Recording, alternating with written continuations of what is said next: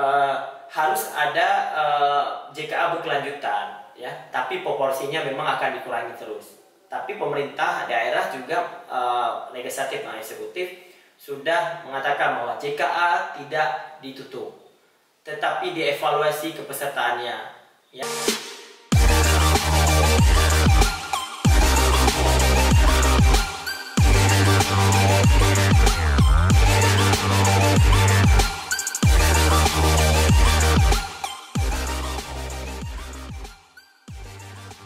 Halo, assalamualaikum. Ketemu lagi dengan kita di sini. Hari ini kita mau ngobrol lagi tentang jaminan kesehatan Aceh yang desas-desusnya terdengar sampai ke pusat, ya. Bang Deddy mungkin udah baca juga ya terkait hal ini. Mungkin kasih clue dulu nih buat kita. Ya, kita hari ini akan membahas tentang bagaimana sih, apa sih sebenarnya terjadi dengan jaminan kesehatan Aceh atau JKA, ya.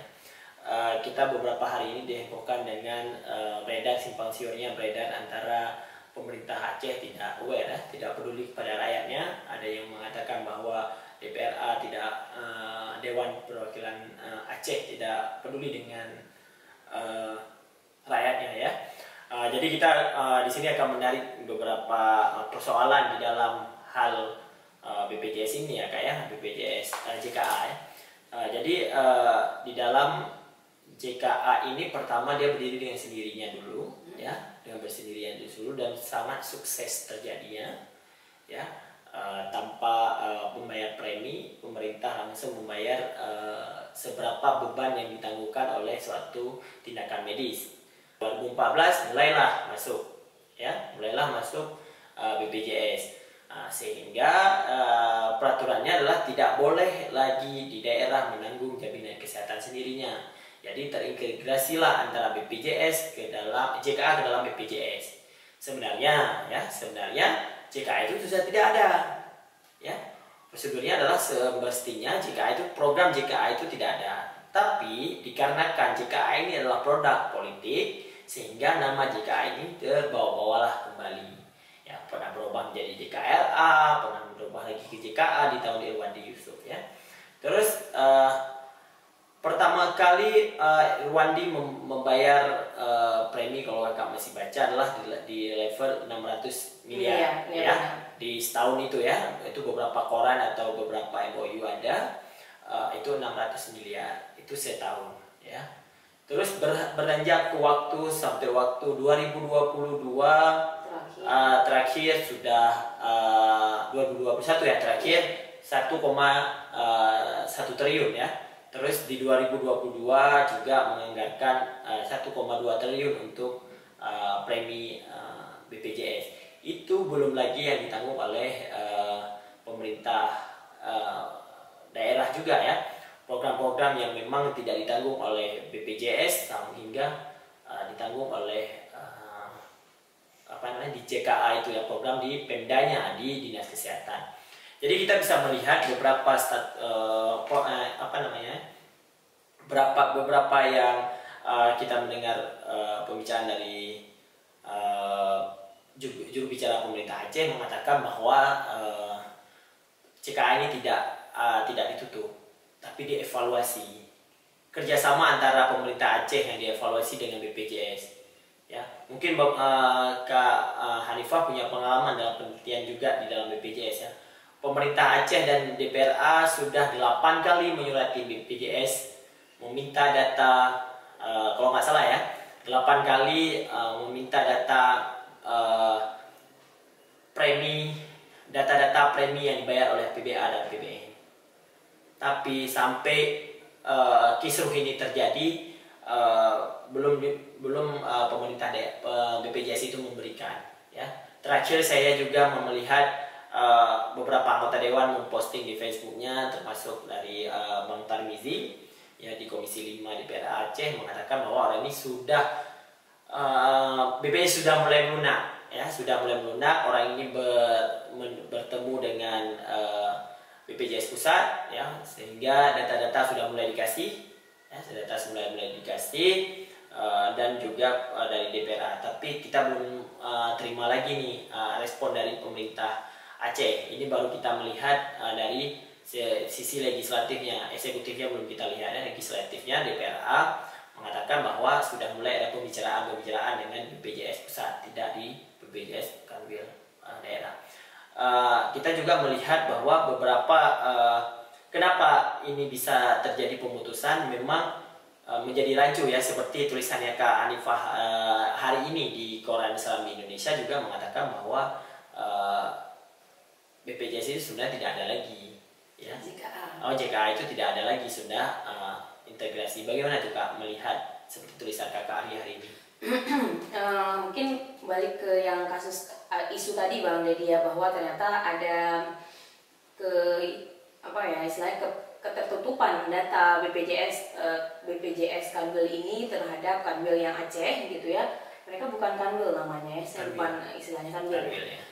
Jadi dengan pemerintah Aceh sendirinya, ini kayaknya lanjutan Bang, karena kita kalau tulisan saya sendiri sebenarnya kayak udah mundur sedikit ya, bukan ngebahas itu, tapi ngebahas terkait dengan bagaimana sih sebenarnya secara aturan undang-undang. Di undang sebenarnya kan jaminan kesehatan itu di undang-undang itu kan menjadi hak setiap orang. Jadi undang-undang dasar, pertama dulu undang-undang dasar bahwa kesehatan itu adalah hak setiap orang. Makanya ini adalah bentuk public good namanya ya, hal yang memang harus dibiayain oleh negara dengan tanda kutip.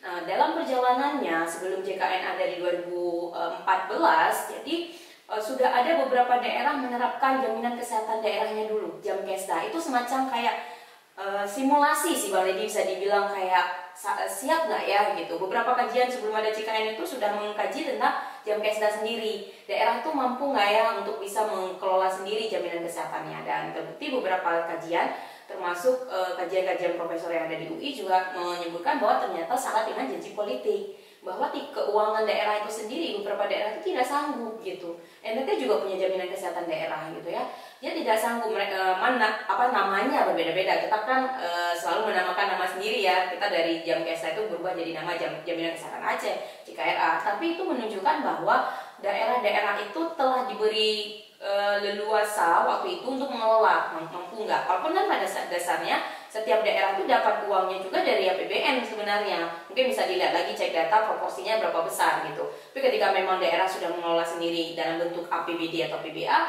kemudian ya dia mempunyai desentralisasi, menganggarkan sendiri mau kemana, termasuk pendidikan, kesehatan. Kalau kita cek dana Otsus Aceh sebenarnya sangat besar proporsinya dipakai untuk kesehatan gitu ya, terutama untuk jaminan kesehatan Aceh ini. Padahal kan ini semacam gini Bang Deddy, kita tuh bukan hanya ngurusin kesehatan, walaupun iya kesehatan itu adalah prioritas, pendidikan prioritas dan lain prioritas. Jadi menurut beberapa pendapat dari Dewan gitu ya, ini kita berdiri sebagai masyarakat umum nih, di Dewan menyatakan bahwa ya kita bisa memanfaatkan uang itu untuk yang lain.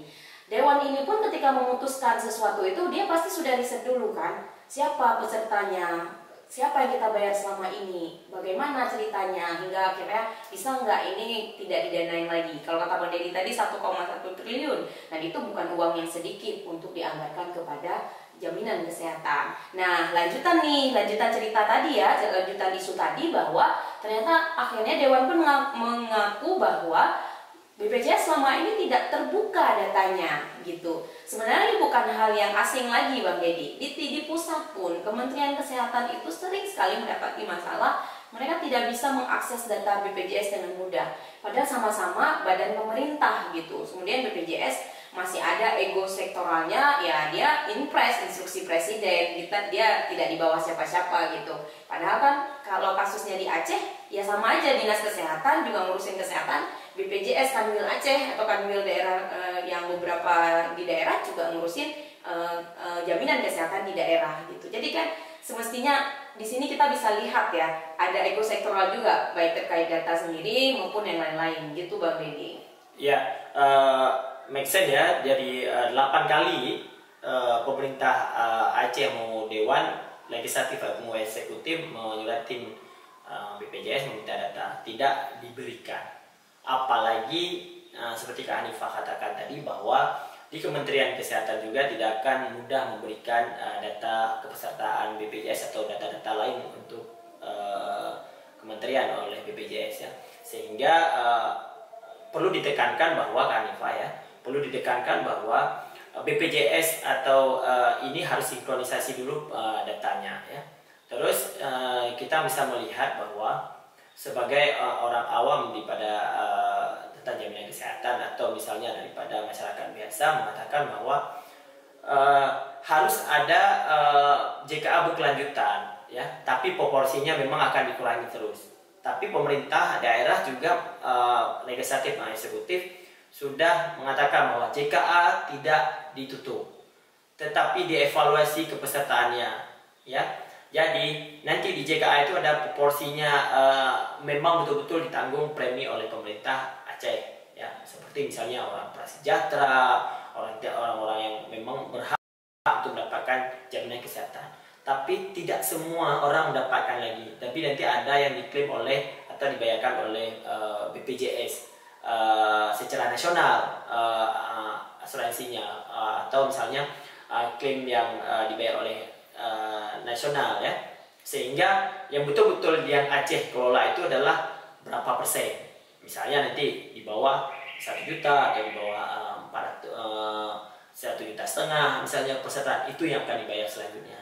Tapi bisa kita katakan bahwa BPJS bukan untuk dihapus dari programnya pemerintah. Itu perlu disosialisasi ya menjadi, karena selama ini mungkin kita udah pernah bahas di YouTube sebelumnya Bang Deddy, bahwa yang kalau betul ini ya data yang dikeluarkan oleh Seram Indonesia beberapa waktu lalu, sebenarnya 2,2 juta itu ditanggung oleh APBA selama ini, 2,1 juta penduduk ditanggung oleh JKN, hampir 5 juta loh itu gitu. Sedangkan penduduk Aceh itu 5,2 juta. Sedangkan dalam artian yang ditanggung atau di cover atau namanya peserta bantuan iuran itu adalah mereka-mereka dalam notabene orang-orang kurang mampu Bang Deddy.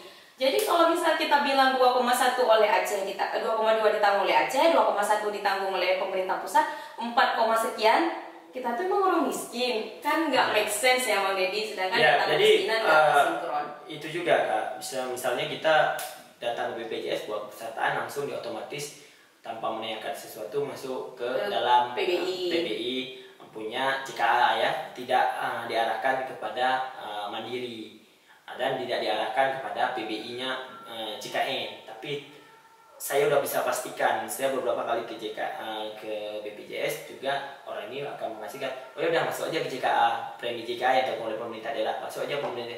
Makanya membludak lah di sini ya. Kita bisa mengatakan bahwa orang-orang yang pertama dibayar oleh perusahaan, tiba-tiba dia keluar dari perusahaan tidak bayar BPJS, otomatis dia ditawarkan masuk kepada jaminan kesehatan yang JKA. Meskipun sebenarnya masyarakat kita sendiri nggak tahu itu dan nggak tahu itu ini JKA, ini jaminan kesehatan pusat atau jaminan kesehatan APBD gitu, nggak ada yang tahu itu kalau masyarakat secara umum. Yang menjadi menarik di sini ya Bang Deddy, ketika memang kejadiannya seperti ini, berarti kan selama ini masyarakat tuh masih kurang disosialisasi Bang Deddy. Dulu yang kita udah disebut dulu, kita tuh dengan punya KK atau KTP Aceh saja udah kita dapat layanan.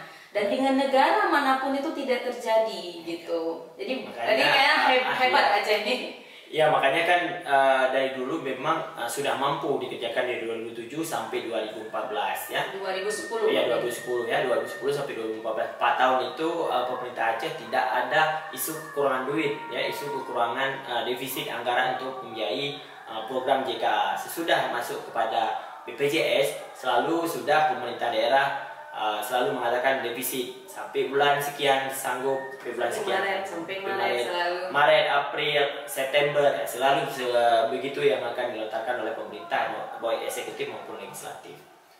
Oke, mungkin menarik Bang Deddy ya. Teman-teman bisa search sendiri, mungkin cari lagi informasi lebih banyak. Itu sharing kita untuk hari ini. Terima kasih banyak yang sudah stay. Sampai jumpa di YouTube selanjutnya. Assalamualaikum.